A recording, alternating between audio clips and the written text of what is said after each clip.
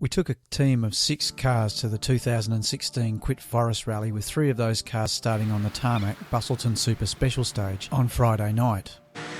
Father and son Brad and Richard Noel were out first in their WRX STI on their first run on pace notes, with the second father and son combination in our team, Mark and Damon Kelty, also taking pace notes for the first time in their Celica ST165 GT4. And third in our trio was Neil Trethowan and Danielle Turton, running in their Hyundai Excel in the two-wheel drive challenge section of the event. All 3 cars had tidy runs easing into the rally, and as Saturday morning dawned in Nannup, we'd set up the service area and waited for cars to arrive. In the meantime, the first lot of news came through of what would be a dramatic weekend. And this was it. Brad Markovic and Glenn McNeil were running in the ARC section of the event towards the front of the field when their car caught on fire under unusual circumstances. They both got out of the car in time, luckily. However, the end result was a total loss of the car. The fire had resulted in the Ferndale stage being cancelled, and so with only 1 stage run on the gravel, the teams were back in service. It actually worked in our favour, as we discovered one of Brad's tyres was rubbing on the rear strut. It turned out the supplier had given us an incorrect set of wheels. Our other 2 state championship teams were going fine. Further up the field, Sean Keating and Caleb Ash were not having a great rally. The 2 of them put their WRX off the road in an absolute fashion and rolled the car into a ball. Luckily, both walked away with minor injuries. It's a testament to all the safety gear that competitors can walk away from these type of accidents. Whilst all the drama might have been happening up the front of the field, the club and competition got underway. Leading our team were brothers Andrew and Stuart Percival in their Honda Civic. Second team away was Lance Stringer and Jace Van Solis in their Nissan Silvia S13. And rounding out our team was Rowan Kelty and Nigella Gaillard in their Mitsubishi Galant. Yeah, it was slow. We needed a turbo, but we got there. Okay, very slippery already. Even though you guys are running a little bit further back in the field, you can see the swept line still slippery, even with the new tyres. New tyres help a lot compared to the last few rallies I've been on, but still slippery.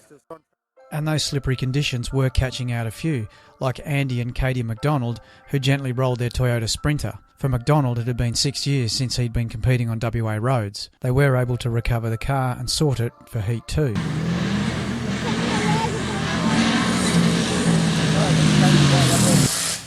Both getting used to notes, yeah. Yeah, both certainly improving though. The car's getting, we're getting quicker through the stages, and I think in general pretty good improvements for the stages, really. Yeah, it is just gradually building into the car, really, or the car building into me and me building into the car. Yeah, good. Having fun though. Having fun. Yes. Absolutely, yeah. Always have fun.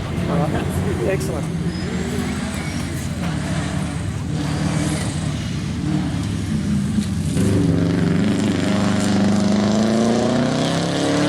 Richard went on to finish Heat 1 in 16th place.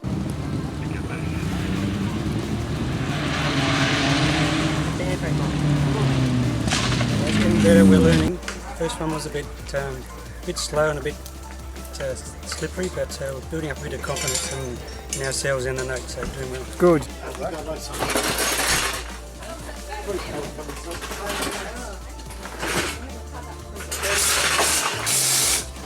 Yes, look at the smile. Nervous fun. Nervous fun.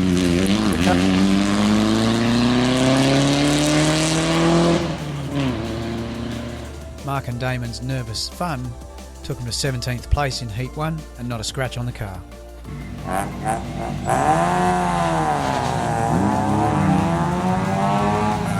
Yeah, apart from we've got a bit of anti-lag in our car at the moment. We just had that fixed. We're running pretty all right, feeling comfortable. Pretty good. Going okay. What are the conditions like out there? Slippery? Very slippery. Very. Even with the swept line, you're finding it's loose and slippery in places, are you? Very. Wheel on, you'll get more. You want without the wheels. That's acceptable. Yeah, A few more instructions might be handy. Yeah. A couple of hairy places out there. Some of it, they just absolutely. sneak up on you. Yeah. There's a few big drops out there on some of those stages as well, isn't there? Yeah. Neil smiling. Oh yeah, he says. Don't look, you don't look. Yeah, that's the best way, I think. So.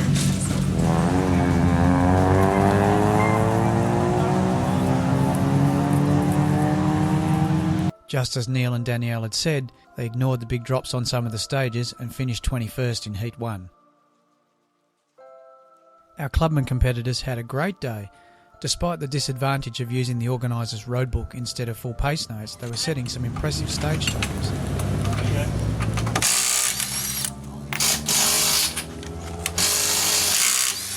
Andrew and Stuart literally flew to 4th place. And how does one become such a fast rally driver? Andrew lets us in on his secret. Fourth outright Clubman Cup driver. Here we go. You don't. 5, 4, 3, 2, 1, go!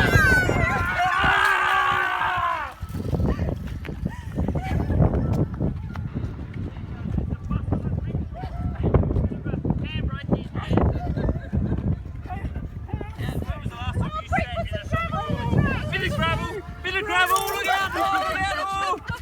We're not going to do it. It was good. Didn't have to listen to much of what Jace was saying because I couldn't hear much of what he was saying. Excellent. And how do you feel, Jace? You feel safe? Yeah, it's fine. Quick stage, what are the road conditions like? Is it slippery out there, loose gravel, or is it okay? No, it's pretty much what you'd expect. Yeah, it's a bit rough and patchy, but for us being down at the Clubman level, there's obviously the lines are there already, so we can look at the road and see which line we should be following. And we had the advantage of having a powerful car going up a lot of uphill stages, so Good that news. compensated for my overall lack of ability. Yeah.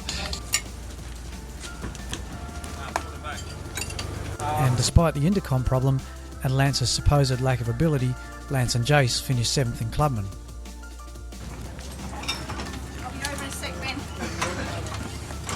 Even with the power deficiency and the slippery roads, Rowan and Nigella brought the Gallant home to a respectable 8th place in the Clubman.